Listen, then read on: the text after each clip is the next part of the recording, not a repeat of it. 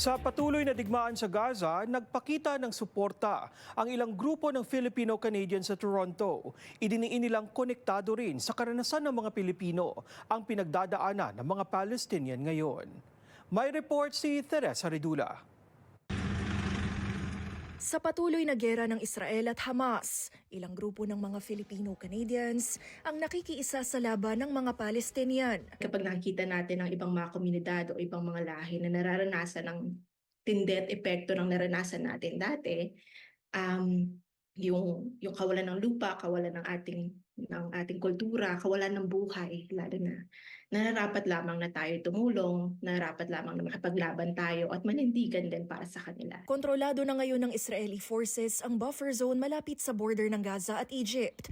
Hawak na nila ang buong lupa ng Palestinian enclave. Hinigpitan pa ng IDF ang kanilang operasyon sa Rafah na inulan ng batikos.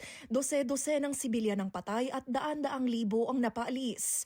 Tatagumpay kung ituring ng Israel.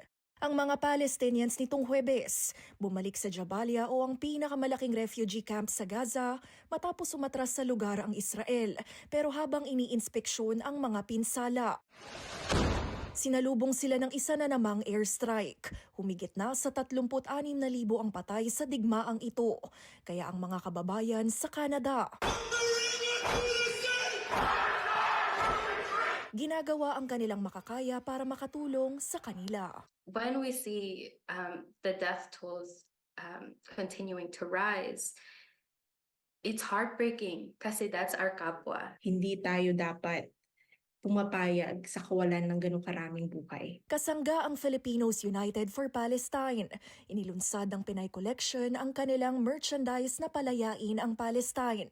Anila hindi malayo ang nararanasan ng mga Palestino sa dating naranasan ng mga Pilipino. Ang huling kilalang Palestinian crocodile na opisyal na minarkahan noong 1935 ay sumisimbolo sa mapanirang epekto ng kolonyalismo sa kapwa-tao. Nakakonekto siya dun sa history nating mga Pilipino kasi sumisimbolo din ang crocodile o buhaya sa connection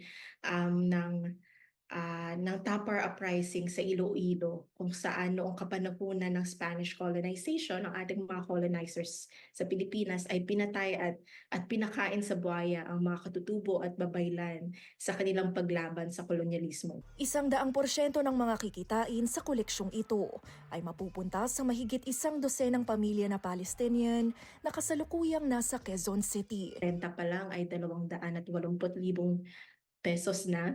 Right? So 280,000 pesos, maliban pa doon ang pagkain at iba't ibang expenses ng mga pamilya tulad ng tubig at kuryente. It's not even 48 hours at naka-raise na tayo ng 2,000 dolyares, so 2,000 Canadian dollars. This is a labor of love that we're offering to folks and saying, we are all part of this movement. Diin ng mga kababayan, hindi tunay na malaya ang komunidad kung hindi ito nararanasan ng pangkalahatan. Teresa Redula, Omni News, Toronto.